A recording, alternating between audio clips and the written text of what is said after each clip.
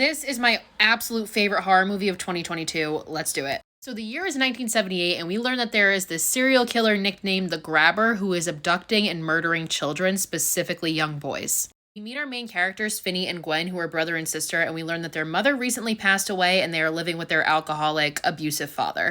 We also learn that Finn is frequently bullied at school, but is usually protected by his best friend Robin, who is just an absolute badass and beats the shit out of everybody, essentially. One day they're at school and we learn that a boy named Bruce that Finny knows was recently abducted by the Grabber. That day, two detectives pull Gwen out of class to interview her because she told a friend about a dream she had where Bruce went missing, so the detectives now think that she has some sort of inside information. Eventually, we learn that she doesn't, and she has these almost psychic dreams, which her mom also had, which makes her father furious because her father believes that that's what led to her mother's death. The detectives go to their house to question the father because they think maybe he's the Grabber, and then they find out that he's not, and then the father beats the shit out of Gwen for creating this mess. Finny tries to protect her the best that he can, but we actually find that Gwen is the more dominant sibling. And then we find out that Robin is missing and has presumably been taken by the Grabber. Finn's bullies at school now know that Robin is not there to protect him, so they go to beat him up. And my girl Gwen comes in and beats their asses. And it's not long after that Finny becomes the Grabber's next victim. He is literally abducted by this guy in broad daylight using balloons as a distraction and chloroform.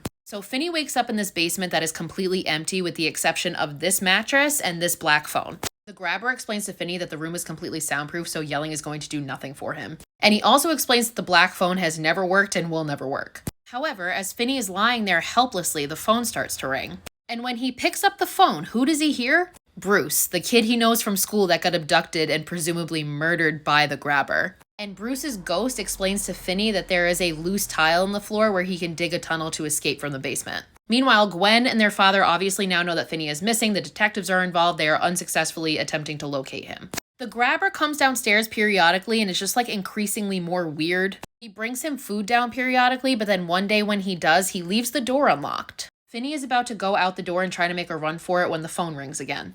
And this time on the other line is a boy named Billy, another victim of the Grabber. And Billy explains to Finny that this is one of the games that the Grabber plays, and if he goes upstairs, he's going to get killed. Billy explains to Finny that there is actually a cord that is hidden that he can use to try to break the grate in the window. He walks Finny through how to do it, which Finny attempts, but then the grates on the window break, which do not allow him to climb up. Meanwhile, back at home, Gwen is continuing to have these dreams and these visions, and her latest one is of this boy Billy being abducted. She tries to tell her father, but her father is just like, nope, you're crazy like your mother, like absolutely not. The next day we meet this guy Max, who is trying to low-key be a detective and find out who the Grabber is. So the two detectives come to speak with them. He's sharing his theories and whatnot. And at this point, we, the audience, learn that this is the Grabber's brother and he is unaware that Finny is in the basement of the house that he is staying in with his brother. Meanwhile, Finny gets another call. This time it's one of the Grabber's victims named Griffin. Griffin explains to Finny that the Grabber took his bike lock and put it on the front door and he gives Finny the combination to be able to get out. Finny sneaks upstairs while the Grabber is asleep and in this really tense scene manages to get the combination and get out of the house, but the Grabber is alerted by his dog who quickly tracks Finny down and brings him right back. So the attempt was unsuccessful. So at this point, it's very obvious that all of the Grabber's previous victims are trying to use their knowledge to collectively help Finny to prevent him from having the same fate as they did. And when he gets back to the basement, he gets another call. And this time it's a boy named Vance who instructs Finny to break through a wall because behind that wall is a freezer. And if he can get through the wall into the freezer, he can get out through the garage. Finny manages to do so and you think he's going to get out, but then the freezer door is locked. He cannot get out. So at this point, Finny kind of breaks down. He's feeling super hopeless, but the phone rings again. And this time it's none other than his best friend, Robin. In the most heartwarming and incredible scene of the whole movie, Robin gives Finny this pep talk and it basically encourages him to fight this guy. And he gives Finny the advice to pack the phone receiver with dirt to use as a weapon against the Grabber. And he walks Finny through the steps of how to best get momentum to attack the Grabber. Gwen continues to have her visions, but this time she has a vision of the Grabber's house, including the number.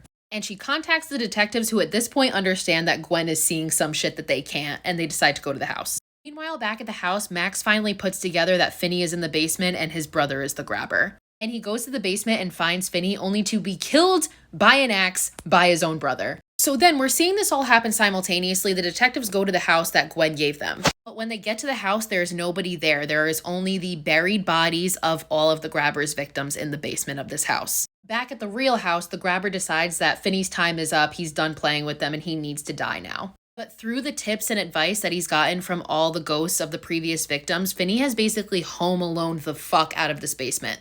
The grabber goes to attack Finny with an axe, but using the phone as a weapon and the advice that Robin gave him, Finny attacks back. Finny then trips the grabber with the cord and he falls into the tunnel that Finny was digging to try to get out. And once in the hole, Finny attacks him and strangles him with the phone cord. And while he's being strangled, the ghosts of all of his victims are taunting him on the phone saying, "Fuck you, you deserve this." So Finny is victorious. He exits the house and across the street, he sees Gwen and the two detectives. So the grabber owned two houses, the one that he lived in where he would keep his current victim in the basement and the house across the street where he would bury his previous victims. Finny and Gwen reunite. Their father comes to the scene and very tearfully apologizes for everything.